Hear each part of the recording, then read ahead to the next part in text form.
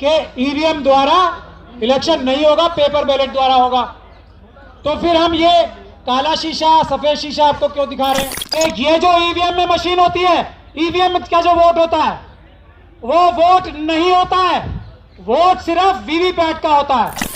ये नटवर लाल वाला काम, ये अपराध 2014 और 15 के बाद जो लोग शुरू कर सकते हैं, ईवीएम द्वारा वोट करने से, वीवीपैट द्वारा वोट करने से, ये एक तरीका हमने आपको दिखाया कैसी प्लानिंग करके चोरी की। ये किसी भी हालत में, किसी भी कीमत पे इलेक्शन होगा तो सिर्फ पेपर बैलेट से होगा। ये फ्रॉड हम नहीं होने देंगे। तैयार हो जाए वो इलेक्शन कमिश्नर जिन्होंने ये काला शीशा लगाया था फ्रॉड करने के लिए। पेपर बैलेट पे मोहर लगाएंगे। जो आदमी मना करता है हमारी पुराने नारे को, वो देशद्रोही है, वो आतंकवादी है, वो भारत का संविधान खत्म करके पार्लियामेंट खत्म करना चाहता है। सभी साथियों को जय भीम, जय भारत, जय संविधान और मेरा प्यार भरा अस्सलाम वालेकुम। आप लोग अभी ये सोच रहे होंगे कि अभी तो भानु जी ने और हम सब ने ये अनाउंस किया था कि ईवीएम द्वारा इलेक्शन नहीं होगा, पेपर बैलेट द्वारा होगा। तो फिर हम ये काला शीशा सफेद शीशा आपको क्यों दिखा रहे हैं?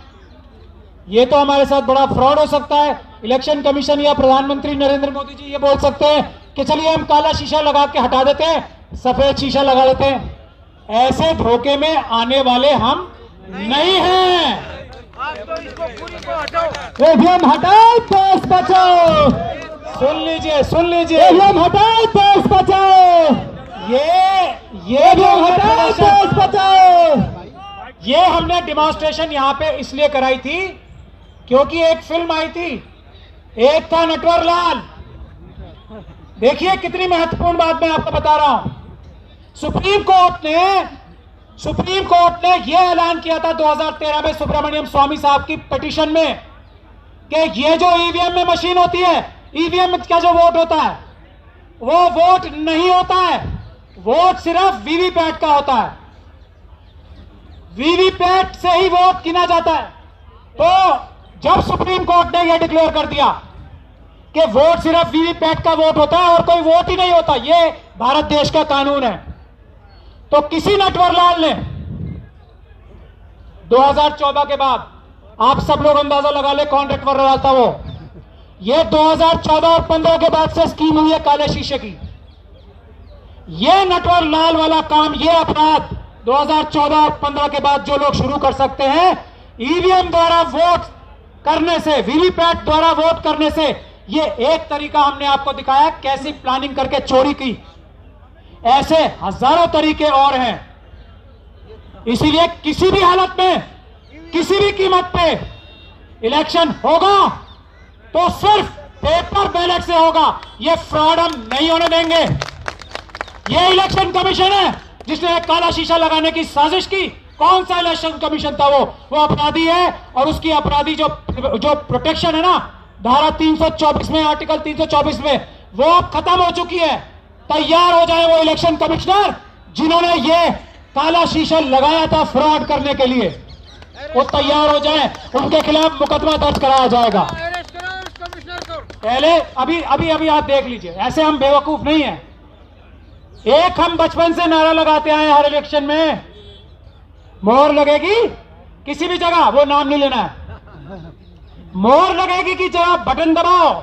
बेवकूफ है जो बटन दबाना चाहते हैं। हम तो मोहर ही लगाएंगे, मोहर लगाएंगे और पेपर बैलेट पे मोहर लगाएंगे। जो आदमी मना करता है हमारी पुराने नारे को, वो देशद्रोही है, वो आतंकवादी है, वो भारत का संविधान खत्म करके पार्लियामेंट खत्म करना चाहता है। यहां मोहर लगेगी, बटन नहीं दबेगा। ध्यान से सुन ले। अब मैं प्रैक्टिकल बातों पे आता हूं। ये कोऑर्डिनेशन कमेटी के एक छोटे से मेंबर की हैसियत से, भानु जी, हम सब जितने भी लॉयर्स हैं, सबसे पहले मैं उनसे आह्वान कर रहा हूं, ये जिम्मेदारी इस आंदोलन की ढाल बनने की हम लोगों की है। और उस तरफ से हमारे ही देश के ये खाकी वाले लोग हैं, आधे मन से या पूरे मन से हम पे हमला करते हैं। हमारी वकीलों की जिम्मेदारी है किसी भी आंदोलन में जो ईवीएम के खिलाफ होगा, किसी भी आंदोलन में जो देश बचाने के हक में होगा, वकील आपकी ढाल बन के खड़े होंगे। और ये पुलिस तंत्र जो चल रहा है वो हम नहीं होने देंगे किसी हालत में। नहीं तो बिल्कुल निडर होकर बाहर आओ, पुलिस से मत डरो, पुलिस आपकी नौकर है। कल जिस तरीके से हमारा अपहरण किया गया था, हम लोगों ने सिर्फ एक बार माफ किया है। पुलिस वाले ध्यान से सुन ले ये बात, एक बार माफ किया है, वो भी भानु जी के कहने से, और डीसी कपिल साहब ने सबसे मनवाया। मैं इन लोगों से नाराज हूं, लड़ भी रहा हूं इनसे, लेकिन ये बड़े हृदय के लोग हैं और मैं इनकी इतनी इज्जत करता हूं कि मैं इनके आगे सिर झुकाने पे मजबूर हूं। एक ही बार पुलिस वाले सुन ले, कल जो हमारा अपहरण किया था ना, एफआईआर में दर्ज करा था मैंने, जामा मस्जिद वाली एफआईआर करानी है जैसे मुझे अबडक्ट किया था ना, तो ध्यान से सुन ले। नौकरों का काम है संविधान के हिसाब से काम करना। ये जो आपने बैरियर लगा रखे हैं ना, भानु जी ने जब ये गारंटी दे दी, ये किस लिए बैरियर लगाए यहां पे, अगली बार से बैरियर ना मिले हमें। ध्यान से सुन ले ये बात, ये गैर संवैधानिक गैर कानूनी काम है जो एक बैरियर लगा रखे हैं। हम इन बैरियरों से नहीं डरते हैं। हम संविधान के रक्षक हैं। हम इन बैरियर की वजह से यहां नहीं रुके हुए हैं। ध्यान से सुन ले, अमित शाह साहब भी और बाकी सब भी लोग, हम इसलिए रुके हैं क्योंकि हम देश में हम नहीं चाहते कानून व्यवस्था टूटे। इसका यह मतलब नहीं है नौकर हमारे सर पर चढ़ के नाचेंगे। हम देश के मालिक हैं, देश की जनता है। पुलिस को हमारी रक्षा करनी है, हमारा अपहरण नहीं करना है, हम पे डंडे नहीं चलाने हैं, तब जब तक हम संविधान के रास्ते पर चल के पीसफुल प्रोटेस्ट कर रहे हैं।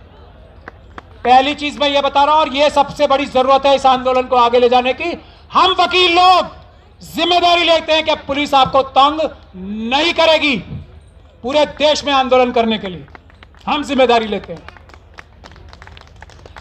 दूसरी बात, जो भी आंदोलन हो रहे हैं, ट्रांसपोर्टर्स का आंदोलन, और डीसी कपिल साहब ने अभी 8 मिनट बाकी है आज के लिए, यह कानूनी व्यवस्था गलत है, सिर्फ आज के लिए, वरना हम आपसे बैठ के डिबेट कर सकते हैं। डीसीपी साहब आप हमें कानून में व्यवस्था नहीं दिखा सकते 5 बजे खत्म करने की, लेकिन हम इज्जत करते हैं भानु जी की, हम इज्जत करते हैं देश के संविधान की। आज अपने अपना जबान दे रखा है, मैं 1 मिनट में अपनी बात खत्म करूंगा। यह आंदोलन चलेगा, पेपर बैलेट के लिए चलेगा। दूसरी बात, एक 22 जनवरी की बात मैं कह के अपनी बात खत्म कर रहा हूं आधे मिनट में। 22 जनवरी को बहुत बड़ा आह्वान हुआ है, सभी लोग अपने धार्मिक स्थलों पर जाएंगे। इस धार्मिक स्थलों पर जाने के वक्त हम लोग सब ऊपर वाले से यह प्रार्थना करें, जिसको जो भी मानता है, कि हम लोग ईवीएम हटा के पेपर बैलेट से बैलेट से हम इलेक्शन कराएं। ऐसी सद्बुद्धि हमारे ईमानदार प्रधानमंत्री के मन में, ऐसी सद्बुद्धि हमारे इलेक्शन कमीशन के मन में डाले, ऐसी सद्बुद्धि हमारे सुप्रीम कोर्ट के जजेस के मन में डाले। ये हम चाहते हैं कि हर एक व्यक्ति 22 जनवरी को ये अपने अपने आराध्य, अपने अपने रिस्पेक्टेड, जिसको भी वो ऊपर वाला मानता है, ये प्रार्थना भी करे। और जो लोग इस प्रार्थना को नहीं सुनते, उनको इस दुनिया में भी और आने वाली दुनिया में भी सजा दे ऊपर वाला, ऐसी हम गुजारिश और रिक्वेस्ट करते हैं सब लोग ये प्रार्थना करें। बहुत बहुत धन्यवाद। कहने पे बहुत कुछ है, बाद में कभी कहेंगे, अभी तो ये शुरुआत है, आगे और लड़ाई है। मैं भानु जी को ये देता हूं मंच, क्योंकि हमें 5 बजे खत्म करना है और अब 4-5 मिनट ही बचे।